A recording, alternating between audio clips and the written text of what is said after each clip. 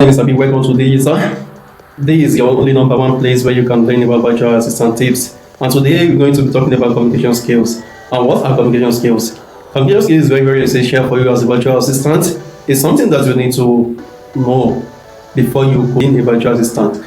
Activities, we tend to communicate with people around us. So that's why it is very, very vital and important as a virtual assistant to have the knowledge of communication skills. Communication is very, very essential. It's one of the ways in which that could attract your clients to really have a great conversation with you.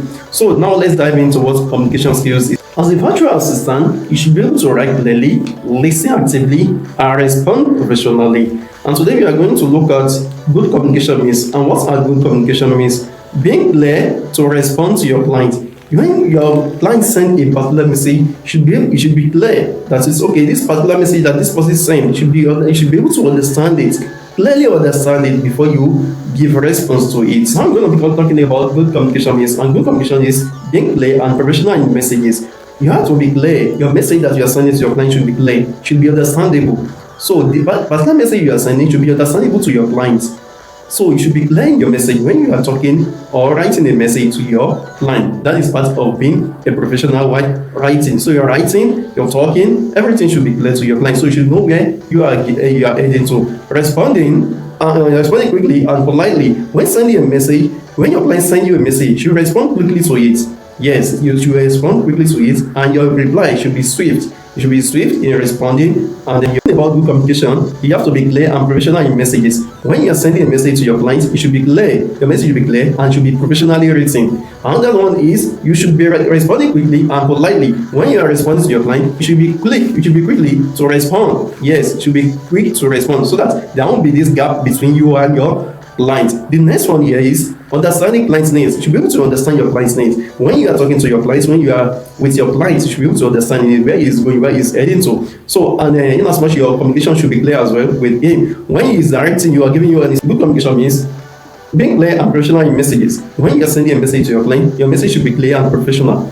That's like about that. The next one is should be respond positively and quickly. When you send a message, when your client needs you, when he needs you should be able to reply swiftly. Your message is very, very important to him. He has delegated a particular job to you that you should do. That is a task that you should do. It needs response. It needs feedback. And once he asks updates about the message and about the job, you should be able to respond. What I have here is understand your client's name. Yes, you should be able to understand your client's name. This is your client. Actually, it needs you to assist him. It needs you to help you to provide some services to him. That's why he reached out to you. So when he's talking, you should be able to at least be able to understand, disseminate the information he's passing, so you should understand his client's needs. Asking questions when you are unsure. When you are unsure if particular information passes to you, you should be able to ask questions. It is very, very important for you to ask questions when you are not sure of what your client is saying or what he is talking about. So you can ask him to elaborate or expatiate more about what he is saying. Another one here is giving updates without being asked. You have to update your clients about a particular task you have done or you are about to complete. Let him know that you are still with him. When you are not communicating with your clients, we will be thinking that you are dealing with someone else. Even though you are dealing with someone else, do not let the gap of communication be between you. Do not ghost your clients. Let him know that okay, you are doing this is where you are, this is how this. You should be proactive as well. Your client doesn't need to chase you. Yes, when you've been assigned a particular task, update your clients about it. Don't let him chase you. Don't ghost your clients. Let him know where you are. Let him know what you are doing so he doesn't need to chase you. So that communication, when communication is great, that's why you say in relationship, communication is very, very important. When you don't call your girlfriend or your wife or your whatever, you might be thinking that this person, you have not called me this morning, so what is happening, what is wrong, is there anything that is wrong with you? So that's how your clients will feel as well when you're not updating him about the task given to you. So it is very, very important you update your clients. Don't ghost your clients. Let him know where you are. Let him know what you are dealing with. Let him know what is happening to you. Even if you are not okay, if you are not really okay, you are sick, let him know that you are sick, you are unable to complete the task, so we understand you. So that's how it should be. And when dealing with clients, there should be limits to the kind of chat, the way you respond to him. Like you are responding to your client, you are writing LOL. No, it doesn't really make sense. It does not. You are not being professional with that. So let your client let there be boundary between you and your clients. So with you responding to your client using LOL, okay, lol, all this. No, it should be between you and your friend or your whatever. So it shouldn't be between you and your clients. You have to be professional in your job. If I am to assign a particular job to you, and we're having at the long run, we're having a kind of discussion, and you're like, you are sending me hello, hello, all this, and we just feel like, okay, you're not professional enough. You're not being professional. And if you are unsure of anything, let him know that, okay, this spreadsheet you ask me to, is it that I need to put it in a landscape or in a portrait? Should be in landscape or in portrait. So when you are about to print it, so let him know that this is where you have, this is what you are doing, these are the things that you are doing. Without that, some clients might be so, they might not be so funny when it gets to job. It's not really. No, you have to be professional. That's it. And when you've been given a particular instruction, clients really appreciate it. That's when I said about what's it called. That was when I talked about spreadsheet. That's okay. This should it be in a row or should it be in a column? That's okay. How do you want me to do it? I don't really understand. So once you are given an instruction and you are not sure of it, you can ask the client. Let him know what you are feeling like. Let him know the problem. So you don't feel like you can do it all alone or something. Another thing is that if you have been given a particular task and you are not sure of it, that's why you have community. So that's why in this line you have to have a mentor. At least you know the stuff, but at least just belong to a community where you can ask questions. When you ask questions, people will be able to respond to you. People that have come across that particular difficulties might be able to respond to you to help you solve that particular problem that you are. Tools that you need to help you organize and improve your communication skills. We have Grammarly. Grammarly is a tool that's able to write your English. Once you write a particular English and you are not sure of it, or you construct a sentence, or you write a message, maybe it might be for blog, it might be for ads, it might be for editing. So once you are done with it, the best is for you to send it to Grammarly. When you paste this in Grammarly, you check it. It will help you to redefine the word. Those that are not correct, those that are okay, those that are not okay, to help to refresh, to do the work. The other one is Killboard. Killboard is another software which you can use to correct your grammar, to correct your English. So that's about that. Those are the tools that you can use to correct your language. Once you are done, once you are done with it, so you can subscribe. It has free, but the free is somehow limited. So you can upgrade to it. Another way in which you can upgrade is that if you cannot buy it all alone, you can at least share with some people. You can just contribute and buy the software so you can share the thing. Another tools that you need for swift communication, you have Slack. Slack is a tool that you can use to communicate with your team member. So Slack is very okay, and you can use it to talk with your client as well. We have Loom. Loom is another video software which you can use to communicate with your client.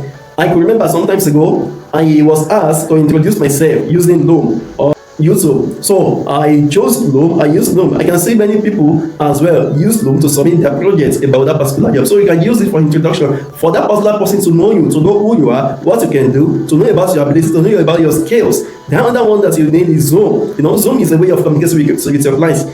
Remember, when you are dealing with clients, you are not dealing with people around you. You are dealing with people that are not within your area.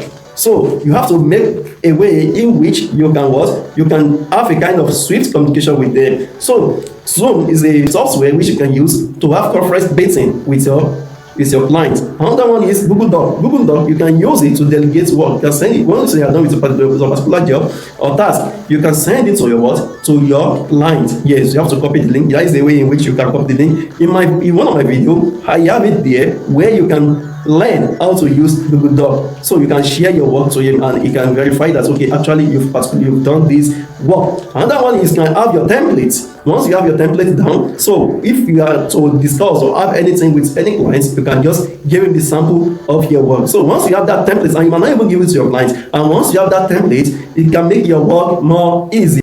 So another one I have here is that you have to proofread your message. Once you type or write your message, you have to proofread it. Once you proofread it, you'll be able to be satisfied that okay, this particular message that I've written is very, very okay. It is cool. It is okay for me to send it to my client.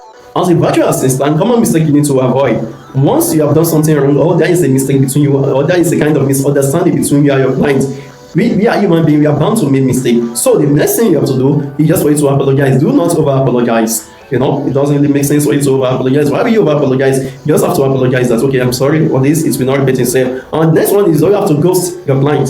If we believe that you are not really serious with him, if you are serious, you will be updating about your particular job or task that he has assigned to you. Another mistake that you have to avoid is over-promising. Once you have been given a particular task, you should be like, I can do this within 2 days. No, you have to take your time. Just tell him, okay, let's wait till a week. Even though if you are sure that within 2 days you can do it, don't have promise.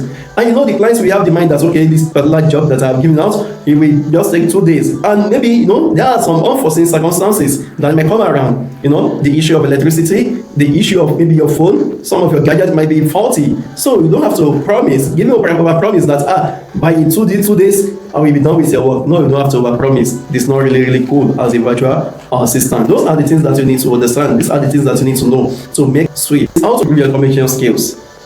Practice and write clearly.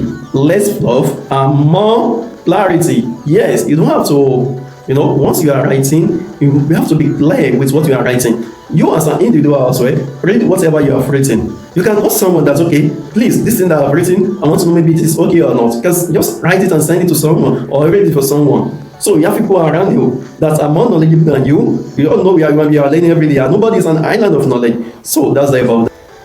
The next one is record yourself while speaking. You want to become a great speaker? I am not good as well. I practice every day. Like, I am a teacher, so, you know, I'm used to all those things, you know, and being a teacher doesn't mean that I have everything. No, I don't have everything. So you have to practice. You know, there are some things, there are sometimes that you will say something that might not be, people will just be like, what are you saying? So you just have to correct yourself. So nobody is an island of knowledge. As we are, I am Nigerian, so, you know, it is not my own mother language. As it is my mother language now, I'll be able to, you know. So this is what I'm saying, talking about is that you have to practice, and practice make perfect, as people used to say, or practice make perfection. So once you practice, record yourself while reading or doing everything. So you just have, and sometimes you just have to be thinking. You think out loud, and you just talk. You just have to do some things on your own. To improve your skills, you have to read professional emails as well. You can subscribe to all these newsletters, so you have to read.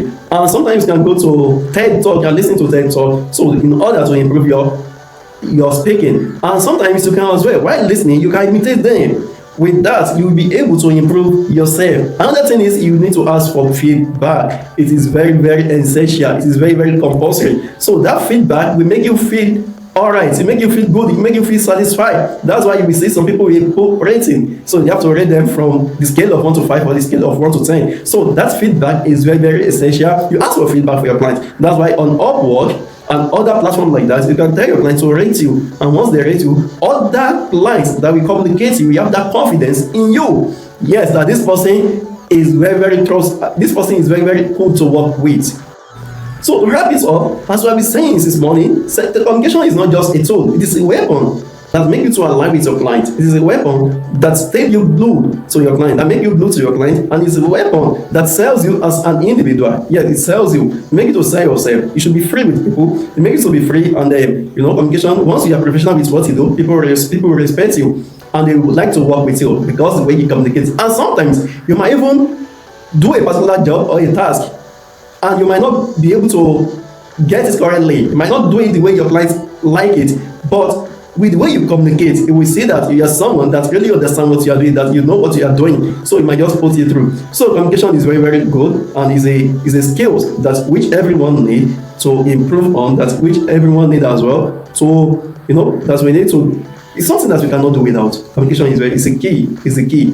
As we say, business, the soul of it, functionality is the soul of business. Likewise, communication is also the soul of business, because without communication, I don't think you can come across your clients. Even if you come across it, how will you be able to discuss? How will you give you that job? So please, thank you. Please subscribe to my channel. I will be very, very happy if you subscribe, comment, and I will be expecting feedback as well, as I have said in this communication skills that are discussed today. So please subscribe, and I will make sure I attend to all comments. Thank you very much.